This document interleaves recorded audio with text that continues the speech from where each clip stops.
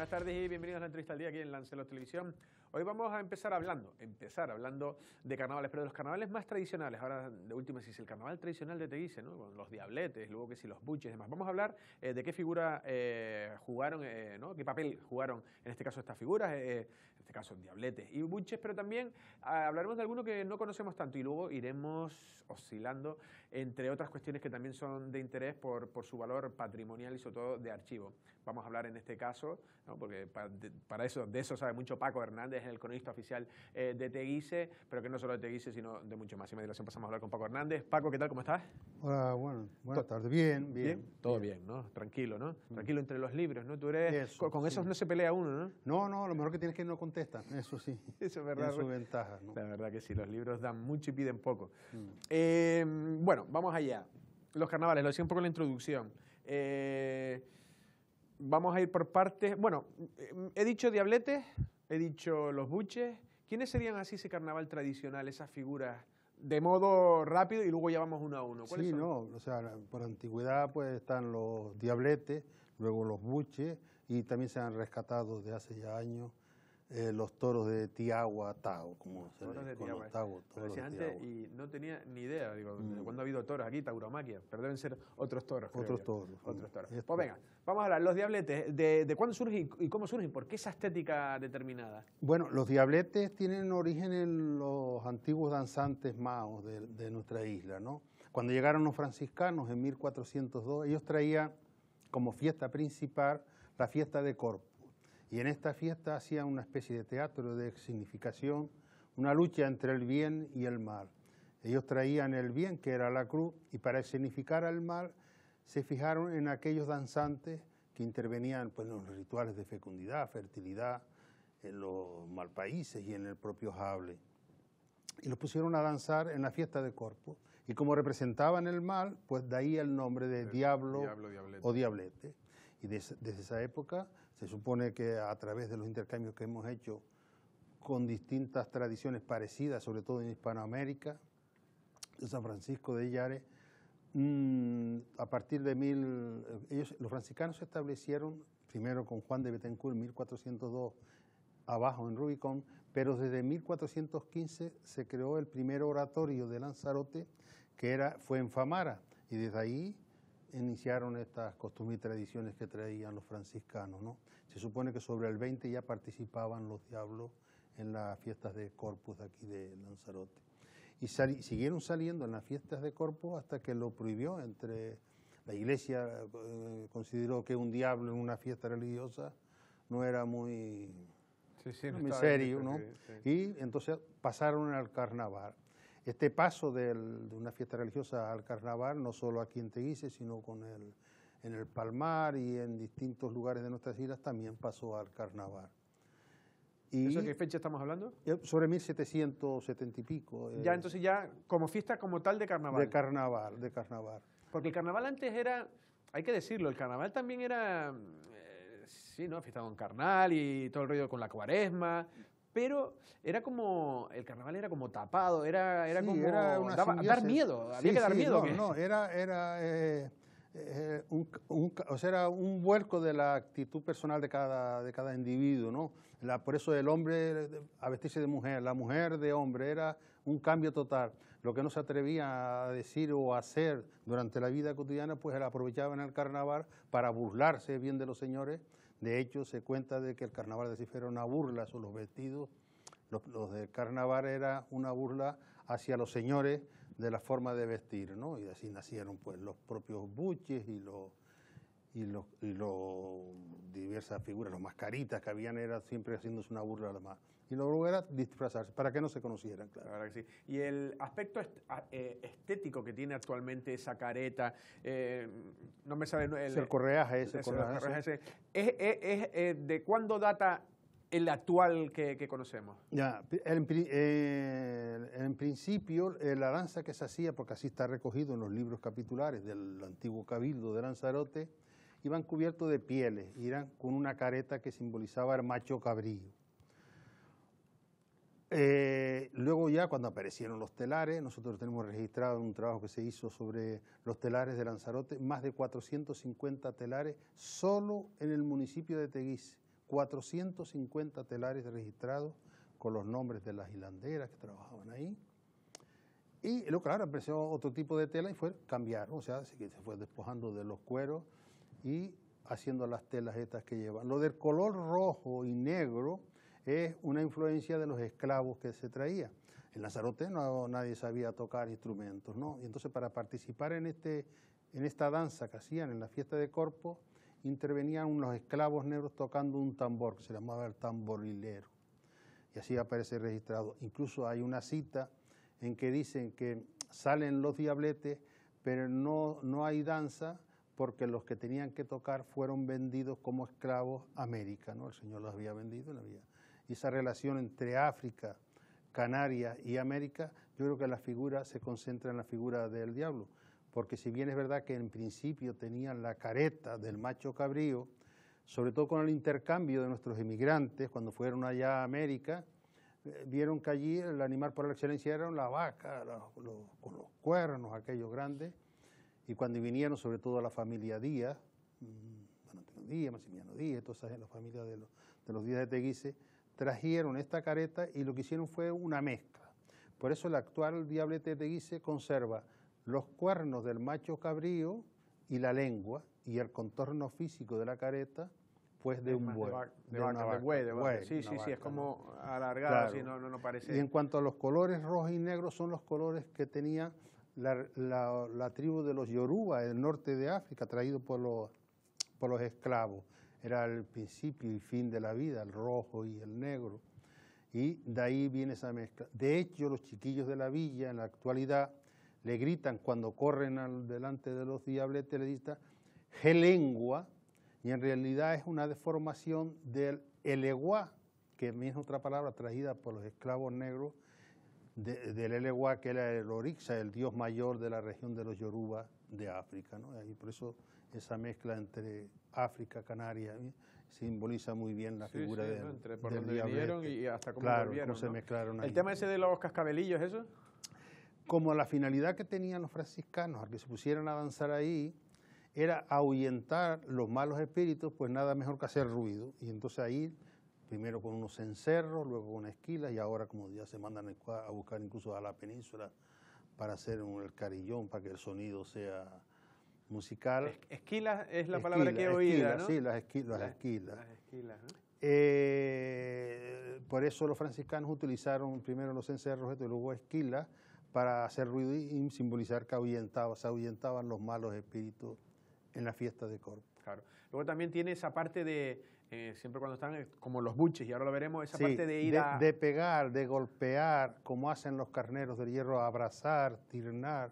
Ese hecho de estar en contacto con la persona, los diversos trabajos de estudio que se han hecho sobre el carnaval, nos llevan a los luperces romanos, que eran aquellos jóvenes desnudos que azotaban a las mujeres para dejarlas fértiles con la febrúa, con el trozo de cuero, ¿no?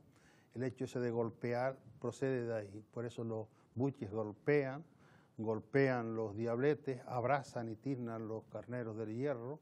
Ese hecho de estar en contacto con la persona a la que se le abrazar, ¿no? Está mejor que golpear, ¿no? Siempre mucho mejor, ya lo creo.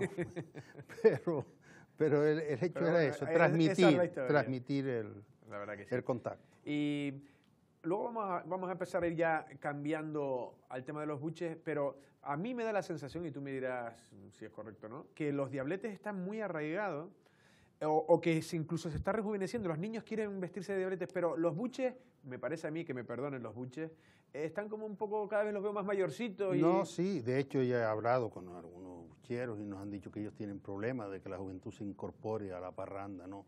No, del Ayuntamiento de Teguise y sobre todo a la labor del Departamento de Cultura, yo recuerdo que el primer folleto que sacamos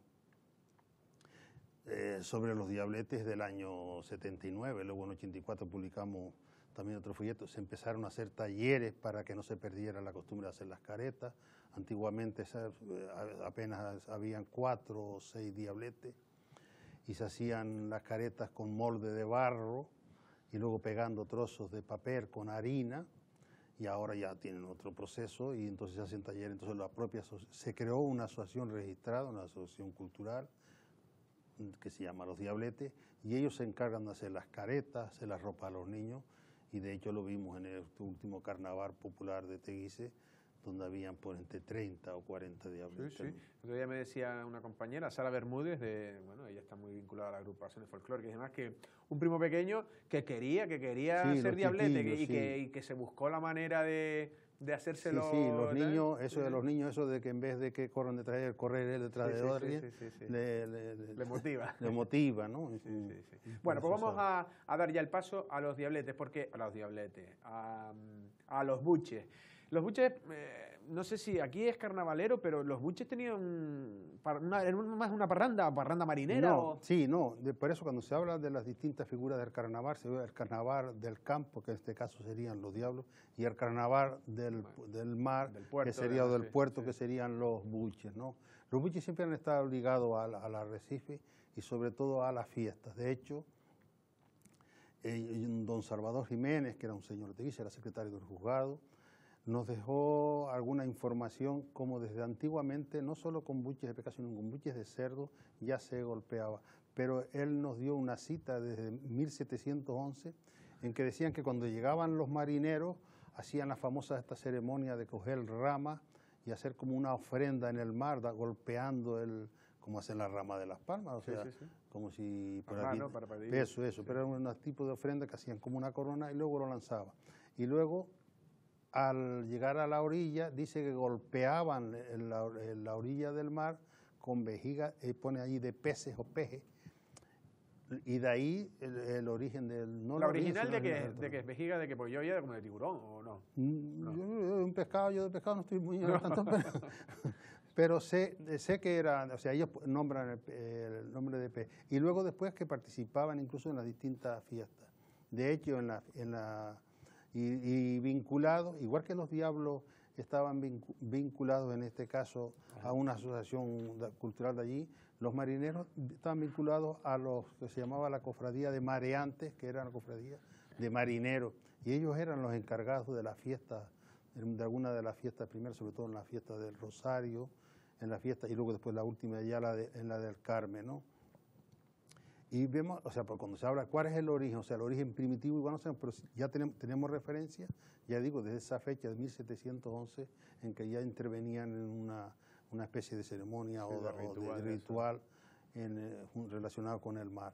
Y cuando venían los marineros, pues entonces pescaban aquellas toninas, creo que no sé qué, sobre el charco, y una de las partes que le correspondía, pues se le daban también al santo San Ginés para celebrar la fiesta. Vale. ¿Y cuándo...?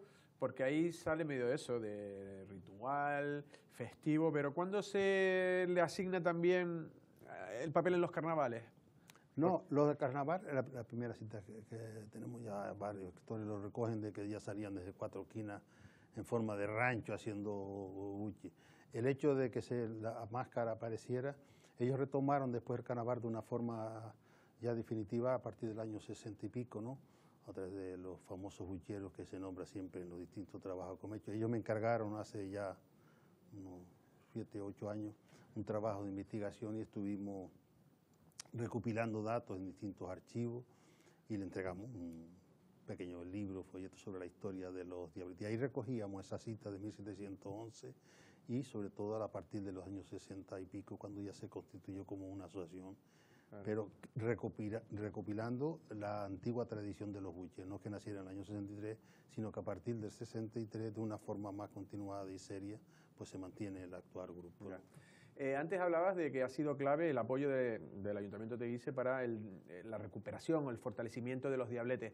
¿Se puede criticar entonces a lo mejor que en Arrecife no se haya hecho una labor por...? Yo creo que, y no por los buches, que los buches, y según nos cuentan ellos, han tenido poca repercusión. Es verdad que, por ejemplo, los diabletes en estos últimos 4 o 5 años, sobre todo gracias a la labor del Departamento de Cultura y a Benito Cabrera, pues se le ha dado un impulso ahí a sacarlos a otras islas, a llevarlos a festivales en la laguna y en diversos sitios por ahí. Y sin embargo los buches siempre están pidiendo, por lo que nos dicen ellos, ¿no? De hecho, el propio local no se lo dio la administración, sino se lo dio don Plácido Machín Rocío, que era un gran aficionado a los buches, le dio el local en la actual sociedad que tiene. Ahora pasaron arriba, ¿no? Sí, a ese local nuevo que fue dado por... Que estaban en la calle Figueroa toda la vida, ¿no? Sí, allí en la curvilla aquella cerca de la harinera. Y lo que pasa es eso, de que yo no sé por qué la juventud no se mueve o ellos no están motivados para integrarse en la parranda de los buches. Sí. Y de hecho nos dice que son personas mayores y que les cuesta conseguir Sí, al igual que los chiquillos le ven más vidilla al tema de los diabletes. Ah, será por el ruido, por aquello, Sí, ¿no? sí. Y como decía, para que me peguen, pego yo, ¿no? Eso. Los toros. Yo no sabía nada que había tradición de toros aquí Sí, en la isla. o sea, no, antiguamente sí había, nosotros cuando hicimos el trabajo sobre la historia de los toros, estuvimos mirando los libros capitulares del antiguo cabildo de Lanzarote y vemos que se hacían fiestas con toros de verdad en algún acontecimiento importante, el nombramiento de un rey o el acontecimiento del aniversario del cuartel. ¿Había plaza de toros aquí? No, había un toro que en los mercados, decía. Después de último, sí, aquella tía, pero eso fue mucho después. Pero el nacimiento de estos toros como figura del carnaval son vecinos de Tiagua, primero de Tiagua y luego de Tao, mezclados ahí, que en una casa de los Velázquez, ahí había unas cuadras con unas vacas y entonces pues dice que por qué no hacía una figura parecida a la vaca para salir cámara. Y así hicieron el toro, que se hicieron famosos en esa época, sobre los años 40, 50 y 60, porque recorrían todo Lanzarote, estaban en Aría, iban a Playa Blanca, todo sitio. ¿Pero y cómo era la indumentaria? La indumentaria, en principio, la que yo recuerdo eran de 2 personas, ahora ya sale una persona solo con un toro. 2 metidos en Dos allí, sí, pero ahora sale uno con unos cuernos, la boca y el rabo, y vestido pero de pie, como salen ahora, ¿no?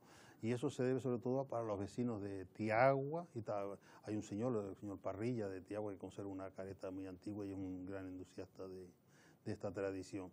Pero distinto, incluso en los periódicos aparece registrado las visitas de los toros de Tiagua a Aría y a los distintos pueblos, sobre todo con motivo del carnaval, ¿no? Y ahora, en este carnaval popular que se celebró en Teguise, pues no podían faltar y estuvieron allí junto a los diablos y a los buches. Pues mira, no lo sabía yo, eso de los toros. Bueno, hemos ido hablando un poco de los carnavales, pero también no quería terminar la entrevista sin una de las fuentes principales de investigación que estás haciendo tú, que es la genealogía, y lo meto un poco el tema con la actualidad porque ahora no sé si fue ayer o antes de ayer, el consejero de Cultura, Óscar Pérez, y creo que Ricardo Reguera, ¿no? Especialista en vestimentas canarias, se iban a San Antonio de Texas para celebrar una vez más el aniversario de la fundación. Cuando nosotros hablamos, siempre hablamos de los lanzaroteños, pero cuando vas a Canarias dice los canarios, pero yo creo que se tendría que decir casi que la fundación fue lanzaroteña. Lanzaroteño, eran 16 familias, 14 eran de Lanzarote. ¿De dónde eran? Estaban repartidas, o sea, había gente que era de Teguise, gente que era el principal, Juan Leal Gorá, tenía su casa en San Bartolomé, era miembro del Cabildo, y pues estaban los curvelos, que procedían unos de Muñique y otros de abajo de Tinajo, estaban los Delgados, que eran de Tiagua, y San Bartolomé también, habían los Ni, habían los Melián, los Rodríguez, habían unas 8 o 10 familias mezcladas ahí que formaban el total. Cuando llegan estas familias, ¿ya estaba lo del... ¿Qué es lo que había allí? ¿Una fortaleza? Había el San Antonio era una misión, lo que había allí, ¿no? Luego el famoso Álamo y todas esas cosas por ahí. Pero ellos fundan en la misión esta, la ciudad de Texas. Y el primer alcalde de Texas pues fue Juan Leal Gorá, un vecino de San Bartolomé, miembro del Cabildo de Teguise, y a raíz de ahí. En la actualidad estos últimos 7, 8 años que hemos mantenido más contacto con ellos, al año vienen entre 200 y 300, nada más que a buscar sus raíces aquí a Teguise.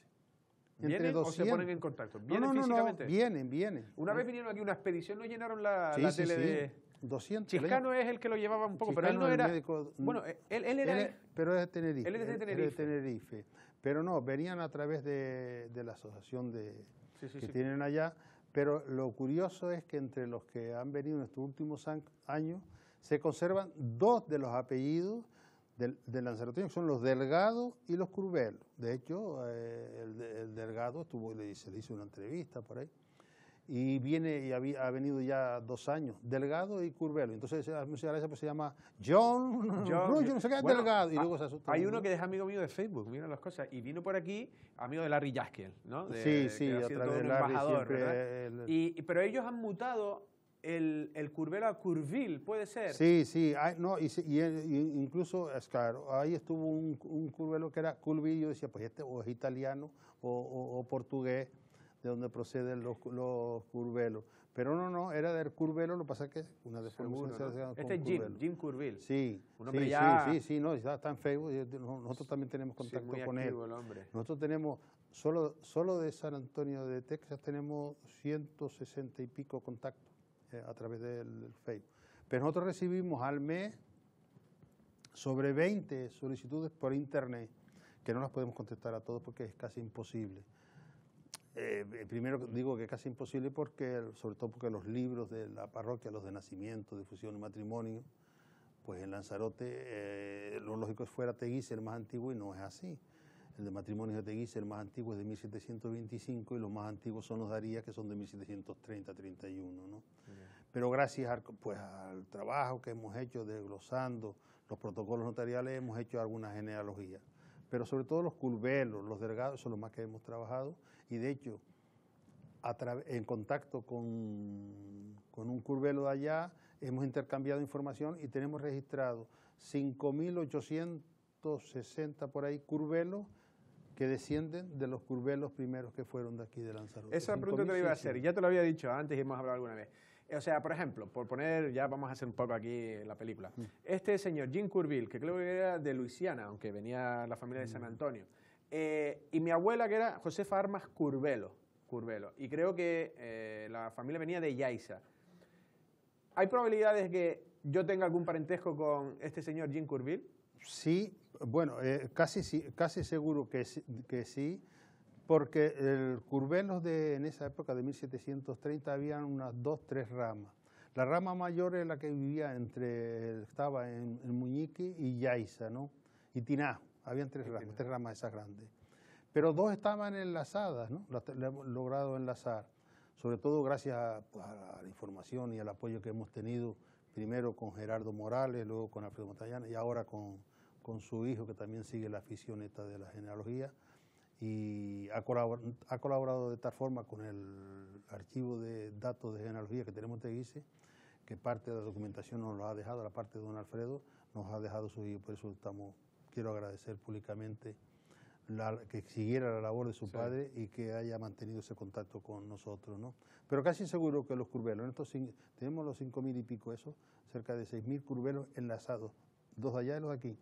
Y cuando vienen, nosotros les ofrecemos, porque sí hemos conseguido a través de Armando Curbelo, que fue el primero que escribió el libro La Fundación de San Antonio de Texas, y se hizo unas 3 ediciones de este libro, él nos dejó copias de los originales de los testamentos, que ellos allá igual les cuesta conseguirlo, y nosotros tenemos aquí una copia pues del testamento de Juan Curbelo, de los Delgado, de los Rodríguez, y cuando lo ven, pues lo ven llorando arriba de la letra aquella, y cuando van a la iglesia dicen, mira, que para aquí fue donde se bautizaron, porque en aquella época, en 1730, es verdad que existía una ayuda de parroquia importante en Aría y en Yaiza, pero la parroquia principal donde tenían que bautizarse casi todos era aquí en Teguise, ¿no? Y van allí y se ponen mirando aquello con una emoción que a uno no le sale, desde luego, será por la nostalgia esa de... Sí, ven aquí, ¿no? Y nosotros pues le enseñamos los documentos, le enseñamos a través de los descargados de los protocolos notariales, pues las ventas que hicieron antes de irse para allá. Por ejemplo, Juan Leal, que vendió su casa, pues está registrado en los protocolos notariales, cuya copia ya se encuentra en el archivo de Teguise, que es desde 1619 a 1850. Ahí aparecen los testamentos, las ventas, los poderes, las datas distintas, las donaciones, los registros que se hacían desde los conventos con la iglesia con las autoridades, ¿no?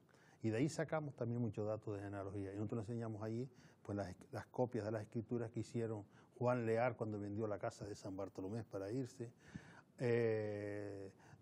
Antonio Delgado y Domingo Delgado, que vendieron también una finca también para ir, o sea, Inés de Hoyos también, que aparece allí vendiendo fincas, y nosotros hicimos una exposición allí, y daba gusto, como tales así, que bien parece que tenían que comer sobre la 1 y nosotros lo llevamos a las 12 y estuvieron hasta las 4 viendo los documentos, no se olvidaron hasta de comer, de la emoción. No, la verdad que demandan, ¿no? Ellos demandan sí, mucha sí, más que aquí. Y el información. hecho nos hablan del GOFI, yo que conocían el GOFI, de alguna familia pues continuaban también consumiendo el GOFI.